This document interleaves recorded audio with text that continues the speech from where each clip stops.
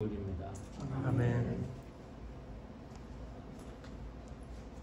오늘은 다니엘서입니다. 다니엘서를 읽었는데 1장부터 6장까지는 읽지 않았어요. 7장부터 읽었습니다. 다니엘서를 좀 한참 볼 겁니다. 앞으로 몇 주 동안 봐야 하는데 오늘 제목을 이렇게 잡아봤습니다. 신앙의 방향성. 방향 중요하죠. 방향.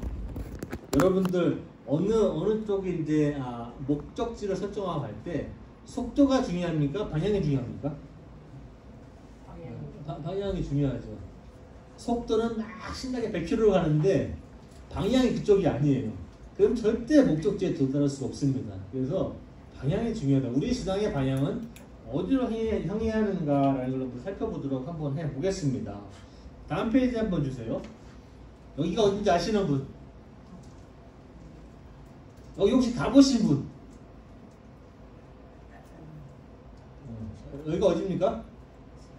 이란. 이란. 오케이, 이란 어디죠? 써놨네. 써놨네. 이게 이란에 있는 수사라는 장소예요. 여러분들 에스더 우리 읽어봤는데 에스더 그 퀸, 그 여왕이 그 수산궁 여기서 이제 커다란 궁이 있었습니다. 이게 다니엘의 무덤이라고 알려져 있습니다. 다니엘의 무덤이라고 알려진 지는 뭐 1000년 정도가 됐습니다. AD 한 1000년경에 여기를 여행하고 계시는 분이 이 무덤에 대해서 알게 됐고 이제 그 이후로 사람들이 알게 됐는데 예언자 다니엘의 무덤으로 알려져 있습니다. 우리가 지난 몇 주 동안에 페르시아 그 성지순례 가면서 다니엘 무덤도 다녀오셨거든요. 처음 봤습니다, 사실은. 나중에 이란에 가실 분들은 꼭 한번 들려보십시오. 저는 이란에 갈 일은 없을 것 같아요. 죽을 때까지. 사진으로만 보겠습니다. 다음 페이지 한번 주십시오. 여러분, 다니엘이라는 뜻이 이런 뜻이랍니다. 하나님은 나의 심판자라는 뜻이 납니다. 고대 변동 지역 이제 문화 작품에서 보면은 이 다니엘이라는 사람이 많이 나온답니다. 그래서 어떤 현인, 현자, 지혜로운 사람을 나타낼 때 이런 이름을 준답니다. 다니엘. 하나님이 신이 심판하신다. 아주 흔한 이름이랍니다. 그 당시 때는. 아람어라고 써놨는데 이 다니엘서는요. 우리가 보통 구약은 어떤 언어로 쓰여져 있다고 알고 있죠? 히브리말. 그럼 신약은 헬라말. 두 개 다 히읗으로 시작해요. 헬라말은 그리스 말이고 히브리 말은 지금 이스라엘에서 쓰는 말이에요. 그냥 이스라엘 히브리 말이에요. 구약은 우리가 히브리 말로 쓰여져 있다고 알고 있어요. 근데 오늘 읽은 다니엘 7장은 히브리 말로 쓰여져 있지 않아요. 어떤 말로 쓰여져 있을까요?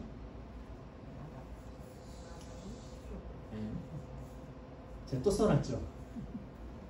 한번 더 읽어보겠습니다. 무슨 말인지 시작? 아람어. 아람어는 히브리 말이 한 4000쪽 됩니다. 알파벳도 똑같아요. 근데 어느 때는 단어 뜻이 좀 달라요. 우리 예수님께서 쓰신 말이 어떤 말이셨다? 저 말입니다. 예수님은 아람 말을 쓰셨어요. 그때. 여기 오늘 보면 짐승이 몇 마리 나오죠? 4마리 나와요. 첫 번째 짐승은 제가 그냥 간단하게 썼는데 사자같이 이제 보였으나 독수리의 날개를 가지고 한번 상상해 보십시오. 사자의 몸을 가지고 있는데 독수리의 날개를 가지고 있었다. 그 날개들이 근데 뽑혀 나갔다. 그 짐승은 몸을 일으키더니 사람처럼 발을 땅에 대고 서 있는데 그 동물이 그 짐승이 사람의 마음까지 가지고 있었다. 뭡니까 이거? 뭐 이해가 되세요? 저도 이해가 안 돼요. 두 번째 짐승이 나오는데 두 번째 짐승은 이렇게 나와 있습니다. 곰과 같았다. 근데 뒷발로 서 있었다. 지금 상상해 보십시오. 곰이 지금 뒷발로 서 있는 거예요. 그 짐승은 갈빗대 3개를 물고 있는데 누군가가 그에게 이렇게 말했다. 일어나서 고기를 많이 먹어라. 이것도 뭡니까? 첫 번째는 사자. 뭐 날개도 되는 날개가 뽑히고, 두 번째는 곰이 있는데 뭐 뒤로 서 있는데 갈빗대 3개를 물고 있는데 뭐 고기를 먹어라는 말을 들어요. 이제 갈수록 좀 어려워집니다. 세 번째 짐승이 나오는데 표범처럼 생겼다. 근데 등에는 새의 날개가 4개나 있었다. 머리도 4개나 달려 있었다. 표범인데 아주 권위가 있어 보였다. 표범입니다. 난감합니다. 이거 읽어보면. 네 번째는 보니 이게 짐승이 동물 이름이 안 나와요. 첫 번째는 사자, 곰, 표범 나오는데 네 번째는 동물 이름이 나오지 않아요. 이렇게 설명합니다. 사납고 무섭게 생겼다. 힘이 셌다. 이 짐승은 쇠로 된 큰 이빨을 가지고 있어서 먹이를 잡아먹고 으스러뜨리고 남은 것은 발로 짓밟아 버렸다. 이 짐승은 다른 짐승들과 달라서 뿔이 10개나 있었다. 내가 가만히 그 뿔을 살펴보니까 작은 뿔이 하나가 10개 뿔에서 나왔는데 이 작은 뿔 하나가 나올 자리가 없으니까 3개의 뿔이 뽑혀버렸다. 뭐 이런 식으로 나와요. 그 새로 돋아난 뿔은 사람의 눈과 같은 눈을 가지고 있었다. 뿔에 사람의 눈과 같은 눈이 있었다. 근데 입도 있었는데 이 입은 거만하게 떠들었다. 무슨 말입니까 이게 다? 혹시 아시는 분 계세요? 성경 어떻게 읽으시나요 여러분들? 다니엘 읽으시면 어려워요. 다니엘도 오죽했으면 우리가 읽지는 않은데 15절에 이렇게 나와 있습니다. 이런 환상을 보고 다니엘이 이렇게 얘기합니다.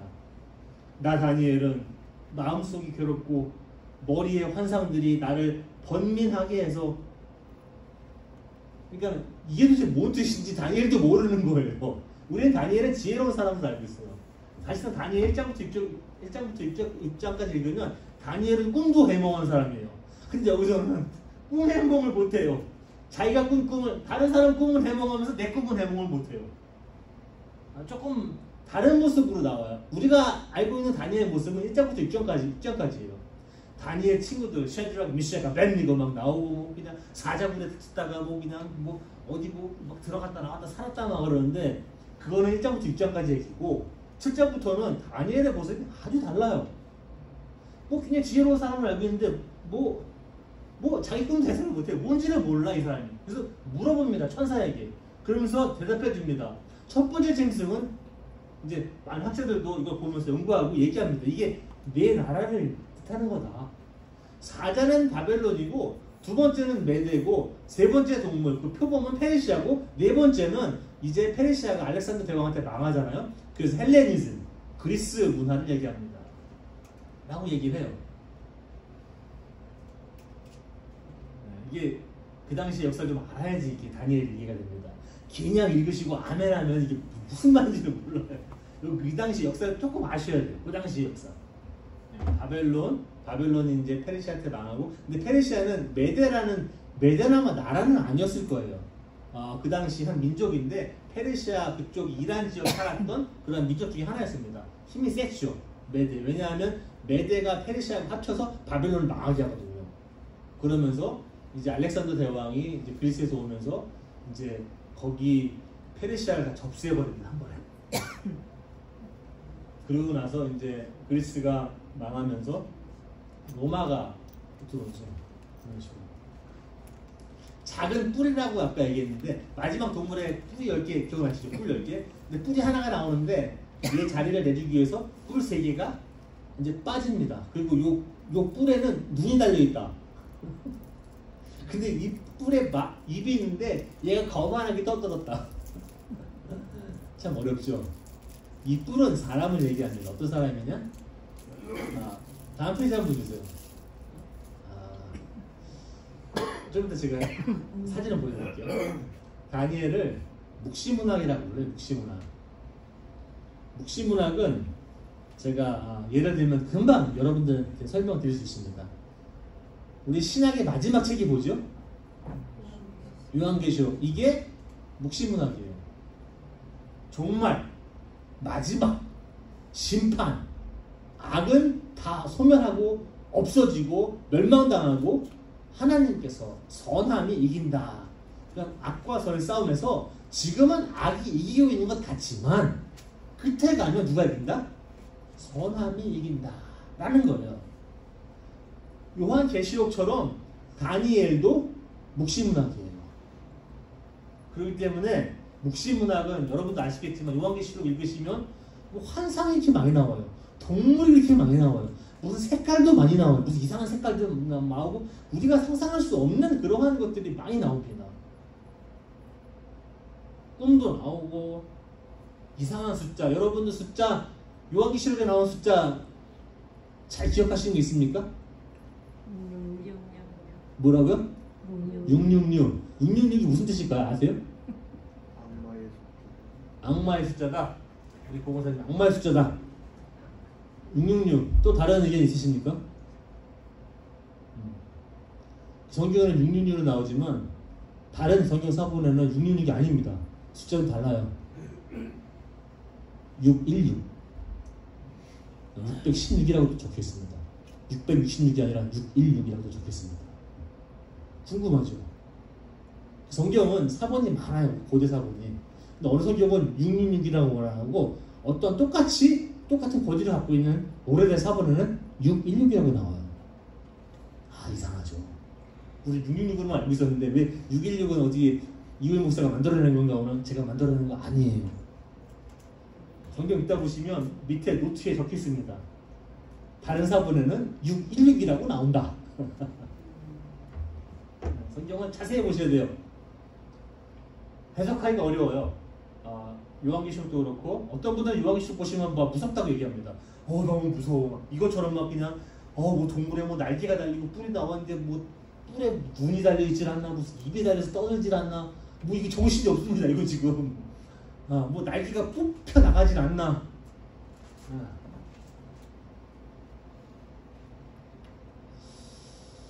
제가 마지막에 우리가 이제 인자라는 우리 신약에 오면 인자라는 표현이 있습니다. 인자. 이 영어로는 Son of Man. 사람의 아들이라는 뜻이에요. 사람의 아들. 근데 이게 처음 나온 게 다니엘서에 나와요. 근데 인자라고 나오지 않고 인자 같은 이라고 나옵니다. 인자가 아니라 인자 같은 이. 사람과 같은 이가 나왔다라고 얘기합니다. 그래서 우리 그리스도교는 그거를 예수님과 일치시킵니다. 나중에 우리 신학은 보는 사람마다 좀 달라요 사실. 우리 그리스도 신학은 인자 같은 사람을 나중에는 예수님하고 같이 본다는 건 알아두십시오. 제가 오늘 말씀드리고 싶어하는 건 마지막 줄입니다. 묵시문학 요한계시록에 쓰여진 목적이 있어요. 다니엘이 쓰여진 목적이 있어요. 묵시문학은 언제 나온지 아십니까? 난세에 나옵니다. 난세. 고통과 핍박, 고난이 팽배해 있는 그 상태에서 나옵니다. 이거는 우리 이스라엘 사람이나 유대 사람들이 이 외세의 세력에 고난을 너무 많이 받아요. 핍박받아요. 그러니까는 믿음을 지킬 수가 없는 상황이에요. 그럴 때 나오는 문학이 묵시문학입니다. 요한계시록은 로마 시절 때 로마가 이스라엘을 너무 핍박하다 보니까 지금 이 당시에는 누가 핍박합니까? 일단 보여드릴게요. 고통과 고난과 핍박당하는 사람들에게 무엇을 주기 위해서 쓰여진 책입니까? 요한계시록과 다니엘은 뭘 주기 위해서? 희망을 주기 위해서. 여러분들 요한계시록을 읽으시면서 다니엘을 읽으시면서 무서워할 필요는 하나도 없어요. 오히려 희망이 막 생겨나야 돼요. 막 소망이 생겨나야 돼요. 가능성이 생겨나야 돼요. 이거 지나갈 거다. 이런 시간 지나갈 거다. 이게 끝이 아니다. 내 인생의 내 신앙의 끝이 이게 아니다. 저 사람들이 지금 저 악한 세력들이 로마가 아니면 지금 이 당시 때 이런 유대교를 핍박하는 이러한 외세 세력들이 지금 뭐 그냥 전 세계를 점령하고 있는 강력한 힘 같지만 그들은 끝에 가면 다 망하고 만다. 하나님께서 승리하신다. 그러니 참고 버텨야 한다. 라는 메시지가 요한계시록이고 다니엘이에요. 신앙의 방향성이라고 제가 오늘 설명을 드렸는데 신앙의 방향성은 꼭 그겁니다. 어떤 어려움과 고난과 고통이 와도 우리는 버텨야만 한다는 방향성, 포기하지 말아야 한다. 그걸 우리가 조금 말씀 드려보겠습니다. 다음 페이지 한번 주십시오. 이분 이름이 뭐죠? 한번 읽어보겠습니다. 시작.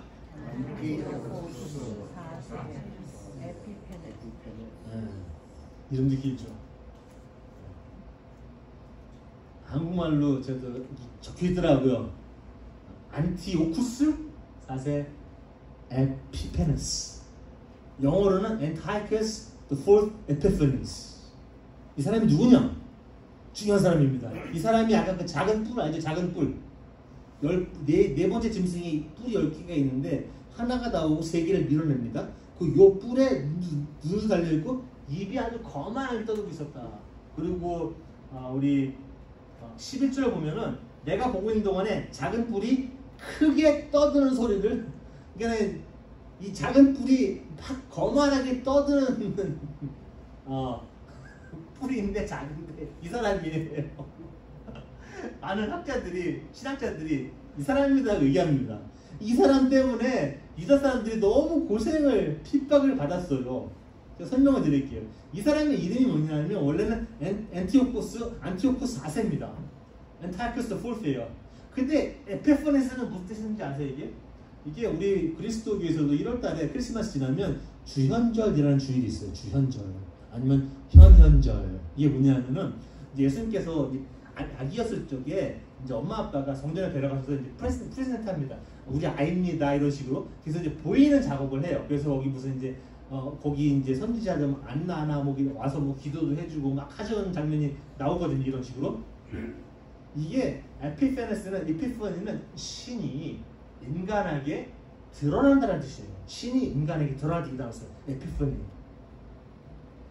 그러니까 이 사람은 자기가 사람이 아니라 신이라고 얘기해요. 근데 이 사람이 한 일이 있어요. 지금 175년부터 주전 163년인데 요 사이에 무슨 일이 벌어지냐? 여러분들이 아주 잘 아는 마카비 혁명 아십니까? 마카비 혁명? 꼭 모르시는 것처럼 알고 하시는데. 근데 제가 나중에 설명드릴게요. 지금은 시간이 없어요. 마카비 혁명이 왜 일어나냐면은 외세의 이 폭력이 너무 심하니까 유대교에 그거에 혁명을 일으킵니다. 혁명을 일으키게 된 계기가 있어요. 이 사람 때문에 그래요. 다음 페이지 한번 주세요. 이 사람은 유대 민족의 아주 국가적 위기를 갖고 온 사람입니다. 유대 민족에게. 이 사람이 성전 모독 사건을 일으켜요. 167년입니다. 주전. 아까 다음은 제가 설명드렸어요. 입이 있어서 거만하게 떠들고 다니는 작은 뿔 이 사람입니다. 그 사람 얼굴이 베들레헴 박물관에 있다는데 제가 베들레헴 박물관 자세히 가서 봐봤는데 기억이 안 나요. 저걸 봤는지 안 봤는지. 이 사람이 한 일이 이런 거예요. 헬라와 정책. 이 사람은 알렉산더 대왕이 죽으면서 그 왕조가 두 개로 갈라져요. 갈라지는데 그 셀루쿠스 왕조라고 그쪽 출신이에요. 그쪽 출신이 이 이스라엘을 엄청나게 핍박합니다. 엄청나게 핍박해요. 그 중에 한 명이에요. 그러다 보니까 헬라와 정책 전부 다 유대교 말살시킵니다. 안식일에 예루살렘을 공격합니다. 왜 안식일에 공격할까요? 유대 사람들은 안식일에 쉬어야 돼. 방어를 못해요. 전쟁을 못해요. 안식일에 공격합니다. 왜냐하면 우리가 싸우면 이제 우리한테 저항하지 못하게. 거기서 약탈하고 죽이고 여자아이들, 여자분들, 아이들 전부 다 노예로 잡아갑니다. 그리고 율법, 안식일, 번제, 할례 다 못하게 해버립니다. 그 율법서를 다 불태웁니다. 유대인에게 돼지고기를 먹도록 강요합니다. 120년도에 이런 일이 벌어집니다.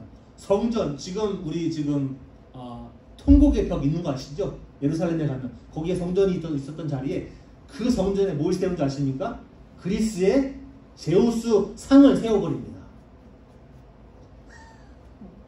그리고 번제 드릴 때 돼지고기를 번제를 드려버립니다.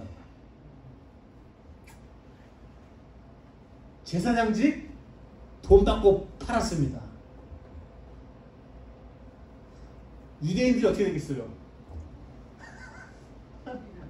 상상을 한번 해보십시오. 그러니까 마카비 왕조에서 이 지금 안티오쿠스 4세 이 사람 그 위주인 그에 반항을 합니다. 그래서 이때에 성전을 다시 찾게 되고 막 이러면서 생긴 우리 여러분들이 다 아시는 12월 달에 있는 크리스마스 말고 유대인들이 하는 절기가 또 하나 축제 뭔지 아십니까? 하루 시작합니다. 하누카가 여기서 나온 거예요. 하누카가 여기서 나온 겁니다. 하누카는 촛불 개수가 달라요. 유대인의 촛불 개수가 달라요. 나중에 저 설명 드릴 수 있으면 또 이제 설명을 드리겠습니다. 다음 페이지 한번 주세요. 우리 유대인들도 그렇고 이런 말이 있어요. 위기는 무엇일까? 위기는 위험한 기회다. 위험이 찾아오지만 이건 기회다. 왜냐하면 그 위기에서 기자가 그 기회를 뜻하는 한자랍니다. 기회. 그래서 위기에는 위험만 있는 게 아니라 위험을 이렇게 가장한 기회다. 여러분들 궁하면 뭐 한다는 말 있죠? 궁하면 통한다. 잘하시네요. 궁하면 이게 주역에 나오는 말이랍니다. 우리나라 속담이에요. 궁즉통. 궁하면 통한다. 이런 말이 있습니다. 주위에 궁변통구라는 말인데 저도 보면서 참 재밌다. 이게 살면서 인생이 도저히 사방이 다 막히고 답이 없으면 궁하면 변하게 된다. 답이 없으니까 답을 찾잖아요. 변하게 되면 답을 찾아서 통하게 된다. 통하면 오래 간다. 근데도 오래 가는 게 너무 오래 가면 다시 궁해진다. 이게 돌아갑니다. 이게. 여러분들 인생에 고난이 와요. 유대 민족도 민족적 위기가 왔습니다. 어떤 고난과 고통이 있어도 주저하지 않고 노력하고 포기하지 않는다면 하나님께서는 뭐 주역 얘기했지만 제가 볼 때는 하나님께서는 그 궁함을 반드시 통하게 하신다. 저는 믿습니다. 그런 믿음으로 살아가자. 역경은 하나님께서 우리에게 주시는 축복을 가장한 역경일 수도 있다. 여러분들이 보셔야 돼요. 그 당시 유대민족들도 그 핍박과 어려움, 고통 가운데 있는데 그게 단지 위험만 있는 게 아니라 위험을 가장한 축복. 우리 인생도 마찬가지인 것 같아요. 이런 경우가 많이 있으실 거예요. 다음 페이지 한번 주십시오. 누군지 아시는 분? 이영표. 혹시 이영표는 아니다. 이 사람은 다른 사람일 것이다. 다른 분 계십니까? 오디고 집사님 누굽니까? 장로님 말씀 빨리 쫓아해야죠. 장로님은 축구 전문가인데. 맞죠 이거? 이영표 맞죠? 네. 아멘입니까? 이분이 하신 말씀이 있어요. 다음 페이지 한번 주세요. 이영표 우리 축구 선수인데 이분이 뭐 그냥 거의 전설이죠, 장로님. 임장로님 이분이 남국에서 뭐 전설 아닙니까 거의? 훌륭한 뭐 인격도 훌륭하고 정말 축구도 정말 잘하시고 2002년도 우리 올림픽 때 아니 올림픽이 아니죠 월드컵 때 히딩 감독이 있었을 적에 같이 뛰었던 선수로 제가 알고 있는데 이렇게 얘기했답니다. 중요한 경기를 망친 후에 실패했다. 다 끝났다. 라는 생각을 했었다. 그런데 시간이 지나 뒤돌아보니 실패라고 생각했던 경기가 저를 무너뜨리거나 원하는 꿈을 이루는데 악영향을 전혀 끼치지 않았다. 그러면서 이렇게 비슷하게 말씀하셨어요. 실패가 나를 무너뜨리지 않는 한, 실패가 나에게 악영향을 끼치지 않는 한, 실패는 더 이상 실패가 아니라 나를 더 나아지게 만드는 성공이다. 그러니까 실패가 성공이라는 거 이 사람한테는. 우리 인생도 살다가 이런 경우가 많아요. 내가 실패했다고 생각할 때 아마 유대 사람들도 그 당시에 우리 망했다. 이렇게 센 놈이 아니냐. 안티오쿠스 더 포스 이피파니스 이놈 진짜 센 놈이다. 어떻게 우리 성전 마당에다가 제우스상을 세우고 돼지고기를 번제로 드리고 뭐 율법설 다 태우질 않나. 우리 끝났다. 우리 유대교 우리 말살 정책 끝났구나 우리 이제. 우리도 아마 이영표도 제가 기독교인인 걸로 제가 알고 있어요. 굉장히 실패에 대한 시각이 아주 남다릅니다. 실패가 아니라고 얘기합니다. 이분은. 성공도 성공이 아니라고 얘기합니다. 제가 볼 때는 이영표 씨도 삶의 방향성이 정확했던 것 같아요. 유대교인들도 아마 그랬을 거예요. 다음 페이지 한번 주십시오. 그래서 신앙은 속도가 중요한 게 아닙니다. 속도를 이제 중요시 여기게 하는 사람들은요, 자꾸 가시적인 거를 많이 요구하고 바라게 됩니다. 이것도 해야 되고, 교회 가서 저것도 해야 되고, 이것도 해야 되고, 여기도 갔다 와야 되고, 저것도 읽어야 되고, 이것도 뭐 이렇게 많아요, 해야 될 게. 속도를 자꾸 냅니다. 빨리 가야 하니까. 빨리빨리 가야 한다고 아마 생각했으면 예수님도 아마 더 빨리 가셨겠죠. 근데 예수님은 속도는 그렇게 중요시 여겼던 것 같진 않아요. 왜냐면 12제자를 뽑은 거 보니까 속도는 중요시 여긴 것 같진 않아요. 속도를 중요시 여겼다면 예수님이 그런 12제자 뽑지 않았겠죠. 아니 축구 신학자를 뽑았던지 경제학자를 뽑았던지 어디 군 장군들을 뽑았던지 뭐 했겠죠. 빨리 일을 처리해야 되니까. 근데 예수님은 속도를 중요시 여긴 건 아니라 방향성을 중요시 여겼던 것 같아요. 이영표 선수도 그 오래전에 유대인들도 어떠한 개인적 어떠한 고난과 핍박, 국가적인 위기, 내가 어느 지점에 왔을 적에 이거는 내가 실패했다, 이건 망했다, 더 이상 되지 않는 걸 너무 세 저놈은, 이러한 시간을 내가 맞닥뜨렸을 때도 그런 위기의 상황, 정말로 내 인생은 실패했어, 우리 민족 실패했어, 우리 교회 실패했어, 이건 더 이상 안 돼 라는 순간에 이영표 선수도 그랬고 유대인도 그랬고 자기 삶의 방향을 정확히 알고 있었다.